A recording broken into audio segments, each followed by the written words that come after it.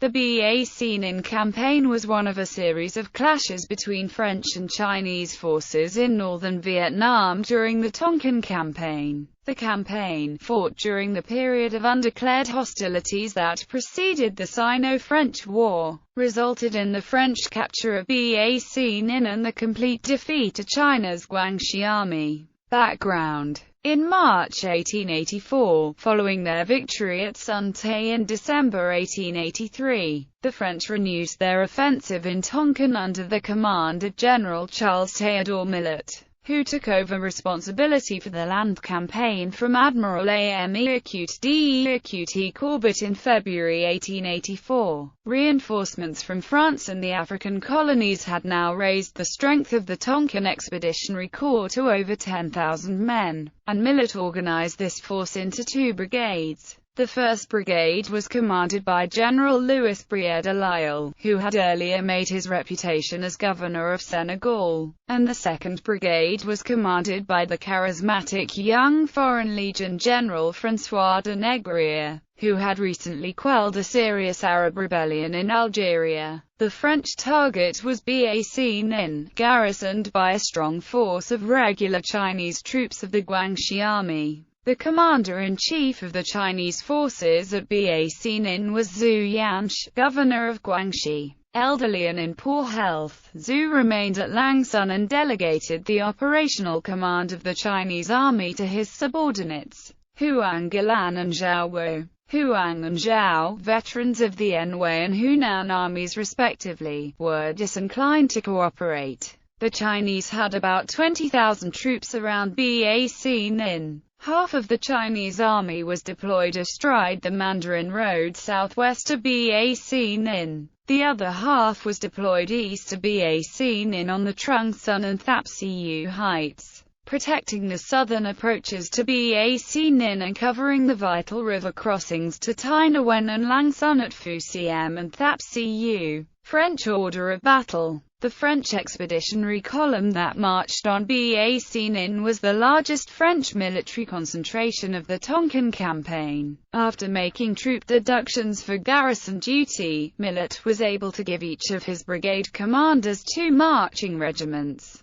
each containing the equivalent of 3 infantry battalions. Professional protocol prevented him from mixing the battalions of the Marine Infantry, the Armée d'Afrique and the Metropolitan Army, and he was obliged to create 1 regiment of Marine Infantry, 2 Algerian regiments of troops from the Armée d'Afrique, and 1 French regiment. One of the Algerian regiments contained the 3 Turco battalions then in Tonkin, the other the white formations of the Foreign Legion and African Light Infantry. These 4 marching regiments were commanded respectively by Lieutenant Colonels Berthaud Lavillaine, Bellon, Duchesne and Defoy. Each brigade also contained a battalion of armed sailors, commanded respectively by Capitaines de Frégate Laguerre and de Beaumont.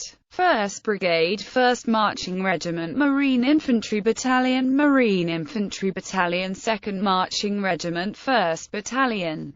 3rd Algerian Rifle Regiment, 2nd Battalion, 1st Algerian Rifle Regiment, 3rd Battalion, 3rd Algerian Rifle Regiment, Fusilier Marin Battalion, Brigade Artillery, 1st, 2nd and 6th Marine Artillery Batteries, BIS 11th Battery, 12th Army Artillery Regiment, Naval Artillery Battery, Corps de Débarquement, 2nd Brigade, 3rd Marching Regiment, 23rd Line Infantry Battalion, 111th Line Infantry Battalion, 143rd Line Infantry Battalion, 4th Marching Regiment, 1st Foreign Legion Battalion, 2nd Foreign Legion Battalion, 2nd African Light Infantry Battalion, Fusilier Marin Battalion, Brigade Artillery, 3rd and 4th Marine Artillery Batteries, BIS 12th Battery, 12th Army Artillery Regiment, Naval Artillery Half Battery, Corps de Débarquement. French High Command, Bac-Ninh Campaign. General Charles Théodore Millet.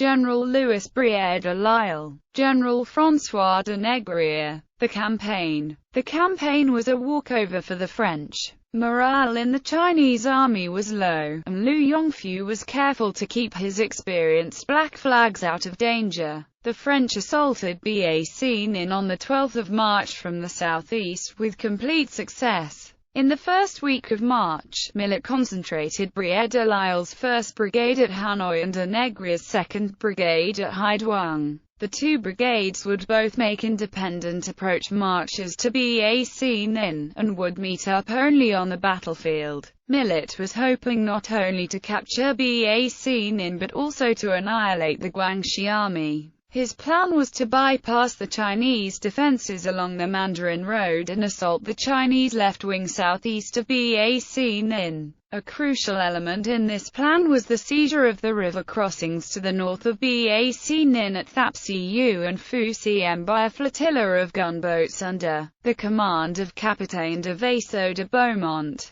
to cut the Guangxi army's line of retreat to Langsun and Tainan. On the 6th of March, the 1st Brigade assembled north of Hanoi on the western bank of the Red River, and, on the next day, its 5,000 combatants and 4,500 Vietnamese porters were ferried across the Red River, marching along the southern bank of the 80-meter-wide Canal des Rapides, where the Chinese could not attack it. The brigade outflanked the Chinese defenses along the Mandarin Road. On the 9th of March it reached the village of Xam. On the same day it was joined by the gunboats Eclair and Trombe, which had sailed up from Haiduang with the materials needed to construct a bridge of boats across the canal. On the 10th of March the brigade bridged the Canal des Rapides and on the 11th of March crossed to its northern bank, bivouacking 20 kilometers to the southeast of Bac-Ninh in the village of Kai, while the 1st Brigade was outflanking the Chinese defenses to the southwest of Bac-Ninh. De Négrier's 2nd Brigade advanced from Haiduang to Sept Pagodes, at the junction of the Tai Bin and Song Siu rivers.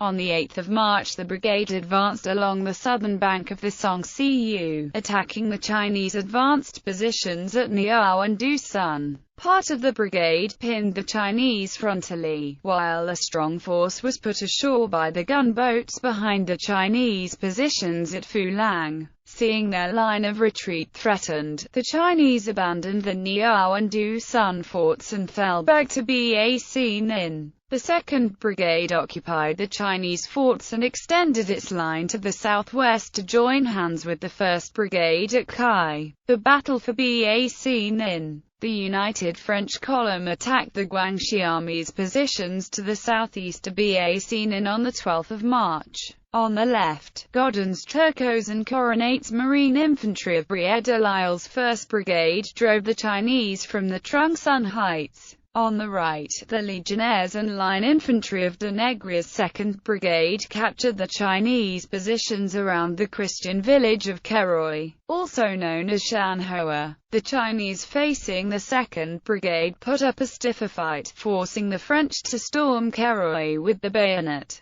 De Négrier attacked Keroy with the 143rd Line Battalion and the 2nd Legion Battalion. The French troops had been ordered not to fire until they approached within 250 meters of the enemy positions, and the two attacking battalions waded through the waist-high water of the paddy fields in front of the village under Chinese fire until they reached the prescribed distance. They then delivered several disciplined volleys which beat down the enemy fire. Colonel Jacques Duchesne, the future conqueror of Madagascar, then led them in a charge against the Chinese positions. The French broke into the village after a short hand-to-hand struggle, and the Chinese fell back in disorder, while de Négrier's infantry were engaged around Keroy. De Beaumont's gunboats forced the Lang Bui barrage on the Song Siu River and sailed upriver towards Thapsiu and Fusiem. Just before 1600 the infantry of the 2nd Brigade and the Fusiliers Marins of the flotilla arrived almost simultaneously at Thapsiu, just east of Bac-Ninh. De Négrier ordered the 2nd Legion Battalion and the 23rd Line Battalion to storm an important Chinese fort on the Thapsiu Heights. but de Beaumont's Fusiliers Marins arrived first and captured the fort. The appearance of the French on the Thap-Siu Heights demoralized the Guangxi Army's left wing. Its line of retreat to Langsun was threatened. Its positions at Keroy, Langbuai, and Thap-Siu had been taken with ease, and it was under accurate artillery fire. The only concern now for most of the Chinese troops facing the 2nd Brigade was to escape along the road to Langsun before the French cut it off. Chinese resistance on this part of the battlefield collapsed completely. Meanwhile, the disorderly retreat of the Guangxi Army's left wing placed the army's right wing to the south of Bac Ninh, already demoralized by the drubbing it had received from Briere-de-Lisle, in extreme jeopardy. The generals commanding the right wing saw the Chinese front break on their left and realized that they would be surrounded if they stayed any longer in their present positions. They immediately decamped and headed for Bac Ninh and the road north to safety. At 1700 a remarkable sight greeted the French troops on the Thap-Siu Heights. The Chinese flag was still flying from an octagonal tower inside the citadel of Bac Ninh, but between the city and the Thap-Siu and Trungsun Heights, the Bac Ninh plain was filled with fleeing Chinese milling in panic towards Bac Ninh, desperate to escape before their line of retreat was cut off completely. De Négrier's troops took Bac Ninh in the early evening, capturing large quantities of ammunition and a number of brand-new Krupp cannon that hadn't fired a shot during the battle. Without waiting for Millet to come up from Trungsun with Briere-de-Lisle's 1st Brigade, de Négrier entered Bac Ninh and secured the town. However, Millet's hopes for a complete encirclement of the Chinese army were not realized. A Chinese rearguard at Thap-Siu fought de Négrier's infantry just long enough to allow the bulk of the Chinese army to stream northwards through Bac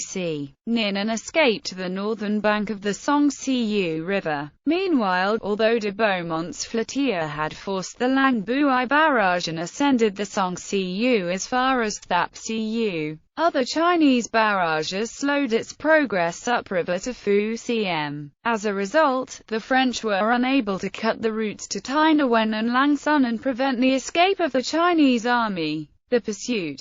Nevertheless, Millet had won a remarkable victory, and the Tonkin Expeditionary Corps pursued the Chinese vigorously. Briere-de-Lisle advanced as far as Tainan, where he defeated a mixed force of Chinese, Vietnamese and Black Flags on the 19th of March. On the 15th of March de Négrier defeated Huang Gilin's rearguard at Phulang Tong and chased his wing of the Guangxi army up to Kep. In accordance with Millet's orders, both brigade commanders returned to Bac Ninh shortly afterwards. De Négrier on the 20th of March and Briere-de-Lisle on the 24th of March.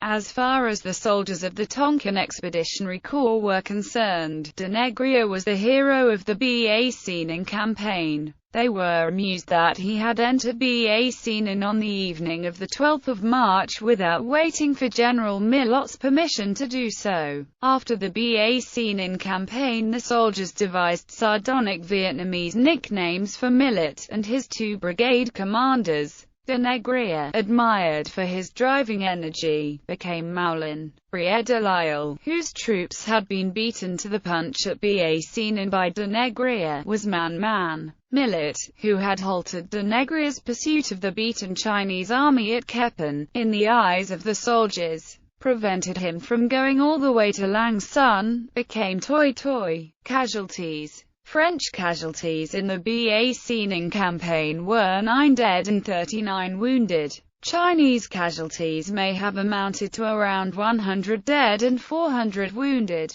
Significance. 3 months earlier, at Sun Te, Liu Yongfu's Black Flag Army had fought bitterly and inflicted heavy casualties on the French. At Bac Ninh, most of the Chinese troops had fled. The Empress Dowager, furious at the miserable performance of her generals, punished several senior Chinese officials. Zhu Yansh and Tang Qiong, the governors of Guangxi and Yunnan, were dismissed from their posts, Zhu for losing the battle at Bac Ninh, and Tang for not coming to his aid with the Yunnan army, then occupying Hung Hoa. The field commanders Huang Gilan and Zhao Ro were also disgraced. Huang, anticipating his disgrace, committed suicide at Langsan on 14 March. Two more junior commanders, Chen Daigui and Dang Minshan, were beheaded in front of their troops at Langsan on 26 May. The defeat at Bac